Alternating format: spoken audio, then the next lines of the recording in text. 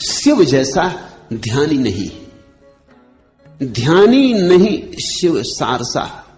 ध्यानी हो तो शिव जैसा हो।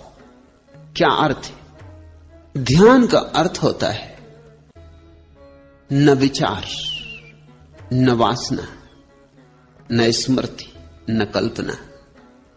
ध्यान का अर्थ होता है भीतर सिर्फ होना मात्र।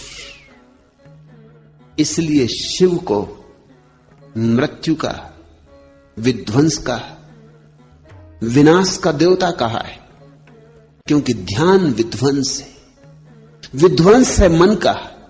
मन ही संसार है, मन ही सृजन है, मन ही सृष्टि है। मन गया कि प्रलय हो गई। ऐसा मत सोचो कि किसी दिन प्रलय होती, ऐसा मत सोचो कि एक दिन आएगा जब प्रलय हो जाएगी, सब विध्वंस हो जाएगा। नहीं, जो भी ध्यान में उतरता है उसकी प्रलय हो जाती। जो भी ध्यान में उतरता है उसके भीतर शिव का पदार्पण हो जाता है। ध्यान है मृत्यु, मन की मृत्यु, मैं की मृत्यु, विचार का अंत। शुद्ध चैतन्य रह जाए, दर्पण जैसा खाली, कोई प्रतिबिंब ना बने, तो एक तो यात्रा है ध्यान की, और फिर ध्यान से ही ज्ञान का जन्म होता है। जो ज्ञान ध्यान के बिना तुम इकट्ठा करते हो वह ज्ञान नहीं है, ज्ञान का धोखा है, मिथ्या ज्ञान है। शास्त्रों से, सिद्धांतों से, दूसरों से, अन्यों से तुम जो इकट्ठा कर लेते हो वह ज्ञान नहीं।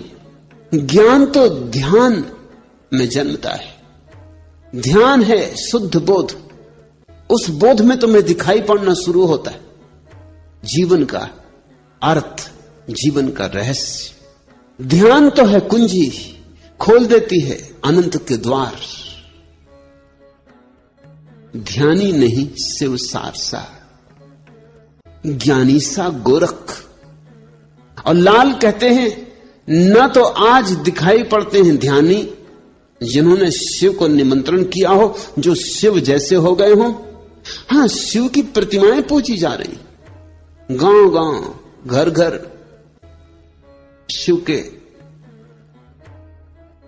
आराधन पूजन के आयोजन चल रहे हैं। जितनी शिव की प्रतिमाएं हैं उतनी तो किसी और की नहीं। सरल भी है, कहीं से भी गोल पत्थर ढूंढ के रख दो किसी भी झाड़ के नीचे और शिव की प्रतिमा निर्मित हो गई। शिवलिंग कहीं से भी ढूंढ लाओ और किसी भी पेड़ के नीचे बिठा दो, छप्पर की भी कोई जरूरत नहीं। शिव की जगह जगह पूजा हो रही, लेकिन शिव पूजा की बात नहीं है, शिवत्व उपलब्धि की बात है। वो जो शिवलिंग तुमने देखा है बाहर मंदिरों में,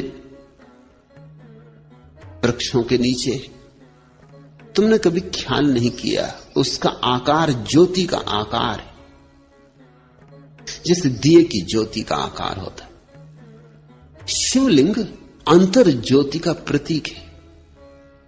जब तुम्हारे भीतर का दिया जलेगा तो ऐसी ही ज्योति प्रकट होती, ऐसी ही शुभ्र, यही रूप होता उसका।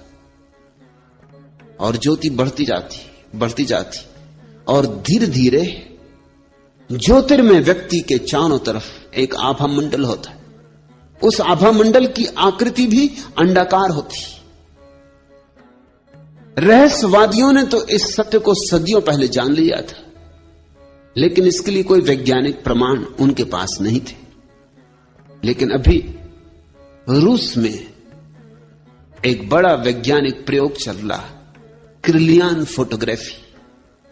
मनुष्य के आसपास जो ऊर्जा का मंडल होता है, अब उसके चित्र लिए जा सकते हैं।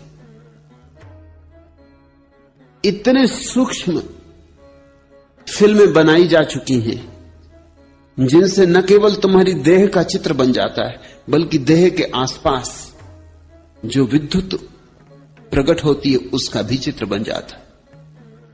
और क्रिलियन चकित हुआ है क्योंकि जैसे जैसे व्यक्ति शांत होकर बैठता है वैसे वैसे उसके आसपास का जो विद्युत मंडल है उसकी आकृति अंडाकार हो जाती। उसको तो शिवलिंग का कोई पता नहीं है, लेकिन उसकी आकृति अंडाकार हो जाती। शांत व्यक्ति जब बैठता है ध्यान में तो उसके आसपास की ऊर्जा अंडाकार हो जाती। अशांत व्यक्ति के आसपास की ऊर्जा अंडाकार नहीं होती, खंडित होती, टुकड़े टुकड़े होती, उसमें कोई संतुलन नहीं होता। एक हिस्सा बड़ा एक हिस्सा छोटा, कुरूप होती। शिवलिंग ध्यान का प्रतीक है, वो ध्यान की आखिरी गहरी अवस्था का प्रतीक है। और जिसने ध्यान जाना हो उसके ही भीतर गोरख जैसा ज्ञान पैदा होता है। संतों की परंपरा में गोरख का बड़ा मूल्य है, क्योंकि गोरख ने जितनी ध्यान को पाने की विधियां दी उतनी किसी ने नहीं दी। गोरख ने जितने द्वार ध्यान के खोले किसी ने नहीं खोले। गोरख ने इतने द्वार खोले ध्यान के कि गोरख के नाम से एक शब्द ही हमारे भीतर चल पड़ा, गोरख धंधा। गोरख ने इतने द्वार खोले कि लोगों को लगा कि तो बड़ी उलझन की बात हो गई। गोरख ने एक आध द्वार नहीं खोला, अनंत द्वार खोल दिए। गोरख ने इतनी बातें कह दी जितनी किसी ने कभी नहीं कही थी। बुद्ध ने ध्यान की एक प्रक्रिया दी है, विपस्सना, बस पर्याप्त। महावीर ने ध्यान की एक प्रक्रिया दी है, शुक्ल ध्यान, बस पर्याप्त।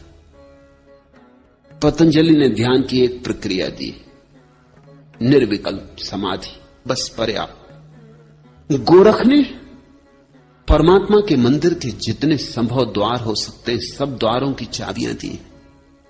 लोग तो उलझन में पड़ गए, विभूचन में पड़ गए, इसलिए गोरख धंधा शब्द बना लिया।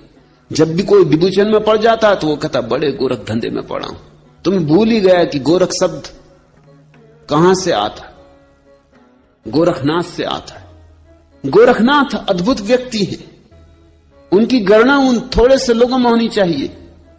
कृष्ण, बुद्ध, महावीर, पतंजलि, गोरख, बस इन थोड़े से लोगों में ही उनकी गिनती हो सकती। वो उन परम शिखरों में से एक है। लाल कहते हैं गोरख सा ज्ञानी नहीं हुआ, क्योंकि गोरख ने जिस भांति अपने को मिटाया। गोरख कहते हैं मरो है जोगी मरो, मरो मरण है मीठा, तिस मरणी मरो जिस मरणी मर गोरख दीठा। कहते हैं योगियों मरो, क्योंकि मरने के सिवाय और कोई उपाय नहीं। अहंकार को गलाओ, जलाओ, भस्मीभूत कर दो। मरो है जोगी मरो, क्योंकि मृत्यु से ही तुम अमृत पा सकोगे। मरो मरण है मीठा। गोरख कहते हैं इससे बड़ी कोई मीठी अनुभूति नहीं है दुनिया में। अहंकार के जाने पर मिठास ही मिठास छूट जाती। अहंकार कड़वा है, नीम सा कड़वा है। अहंकार जहर है और हम उसी जहर से भरे जीते, उसी को हम जिंदगी कहते। फिर स्वभावतः हमारी जिंदगी में अगर सिवाय दुख, पीड़ा और कांटों के कुछ भी नहीं होता तो आश्चर्य नहीं। फिर अगर हमारा जीवन एक नर्क की कथा ही होती तो कुछ आश्चर्य नहीं। गोरख कहते हैं मरो मरण है मीठा। काश तुम मर सको तो तुम इस जगत के अपूर्व मिठास को उपलब्ध हो जाओ, मगर मरने की कला है। तिस मरणी मरो, उस